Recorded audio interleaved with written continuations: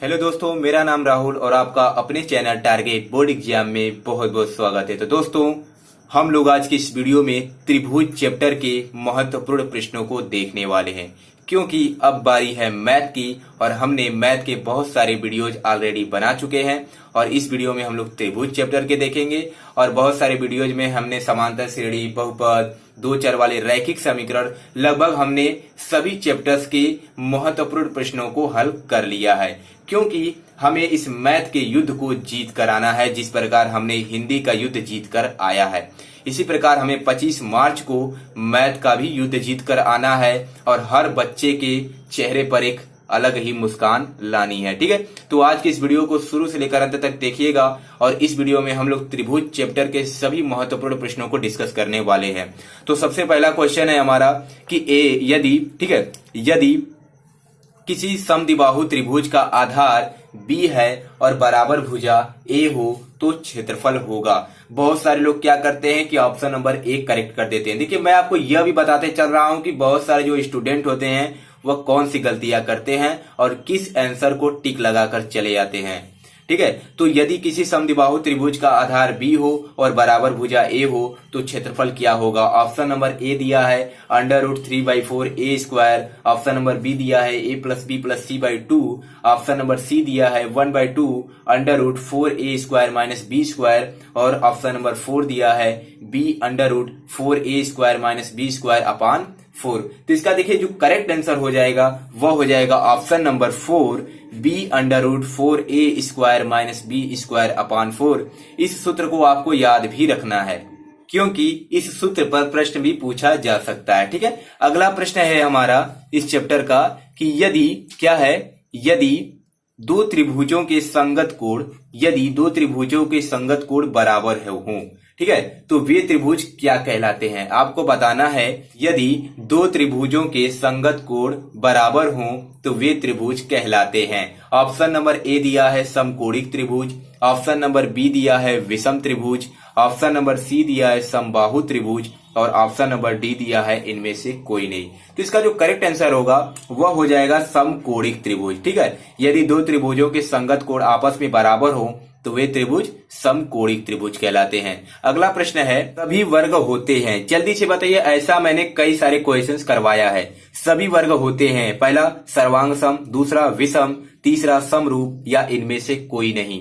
तो सभी वर्ग कैसे होते हैं, जल्दी से बताइए। तो जो सभी वर्ग होते हैं वह समरूप होते हैं। कैसे होते हैं? समरूप होते हैं। ठीक है, अगला प्रश्न है कि यदि एक समकोण त्रिभुज ABC में कोण B बराबर दिया है 90 अंश तथा AB भुजा 3 सेंटीमीटर और BC भुजा 4 सेंटीमीटर हो तो AC भुजा ज्ञात करें। देखिए, ये पाइथागोरस प्रमेय पर लगेगा।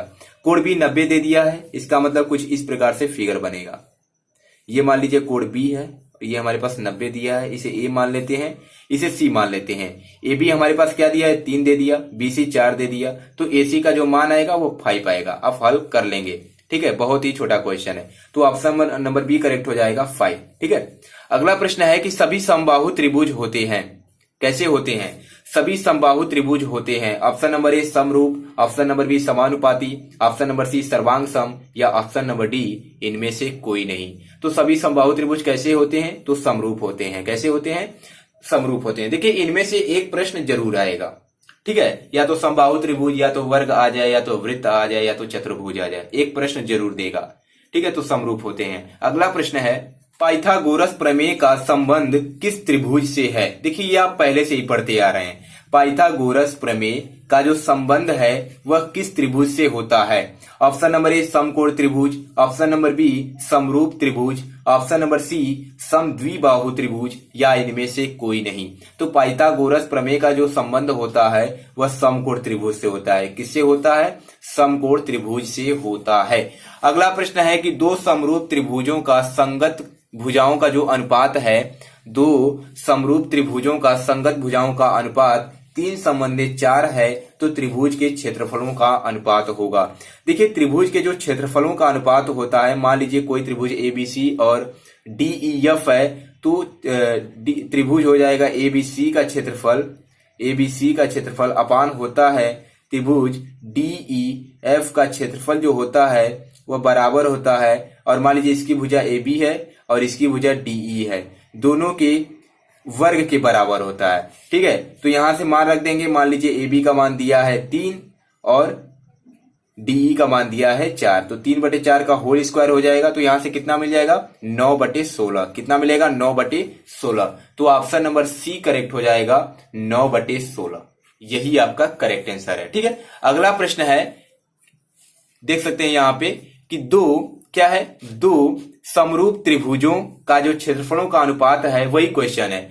दो समरूप त्रिभुजों का क्षेत्रफलों का अनुपात 16:25 है, तो भुजाओं का अनुपात क्या होगा। वहां पर क्षेत्रफल भुजाओं का अनुपात दिया था और क्षेत्रफलों का अनुपात पूछा था, और यहां पर क्षेत्रफलों का अनुपात दिया है, भुजाओं का अनुपात पूछा है। तो 16 किसका वर्ग है 4 का वर्ग है, 25 किसका वर्ग है 5 का वर्ग है।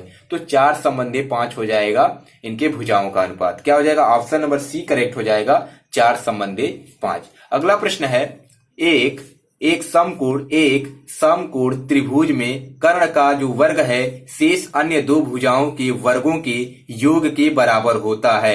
यह कौन सा प्रमेय है। ऑप्शन नंबर ए थेल्स प्रमेय, ऑप्शन नंबर बी पाइथागोरस प्रमेय, ऑप्शन नंबर सी दोनों या इनमें से कोई नहीं। तो एक समकोण त्रिभुज में कर्ण का जो वर्ग शेष अन्य दो भुजाओं के वर्गों के योग के बराबर होता है, इसे हम पाइथागोरस प्रमेय कहते हैं। क्या कहते हैं पाइथागोरस प्रमेय कहते हैं। अगला प्रश्न जो है वो बहुत ही ज्यादा इंपॉर्टेंट क्वेश्चन है, ऐसा क्वेश्चन जरूर आएगा आपके पेपर में। दी गई आकृति में यदि डीई समांतर बीसी दिया है तो यक्स का मान होगा। अगर दो ऐसे समांतर दे दिया है तो यहां पर हम एक थेल्स प्रमेय का प्रयोग करेंगे जो आप जानते होंगे। तो ये क्या हो जाएगा डीई समांतर बीसी है तो इनके भुजाओं का जो अनुपात होगा इसके भुजाओं के अनुपात के बराबर हो जाएगा। ठीक है, तो इसको लिख सकते हैं एडी अपान डीबी बराबर लिख सकते हैं एई अपान ईसी। अब यहां से हमें यक्स का मान ज्ञात करना है। एडी का मान यक्स दिया है तो यक्स अपान डीबी का मान 16 दे दिया है बराबर एई का मान 34 दिया है और ईसी का मान 72 दिया है। अब यहां से हमें यक्स का मान निकाल लेना है। ठीक है, तो यहां से जब काटेंगे इसको तो क्या हो जाएगा, सॉरी यहां पर जो है 17 दिया है। ठीक है, ये 72 नहीं होगा 17 होगा, तो यहां से 17 हो जाएगा। अब इसको हल करेंगे तो ये 17 दूना 34 हो जाएगा। तो यहां से यक्स का मान कितना आ जाएगा, तो वह 16 दूना के 32 आ जाएगा। कितना आ जाएगा 16 दूना के 32। तो ऑप्शन नंबर बी करेक्ट हो जाएगा 32।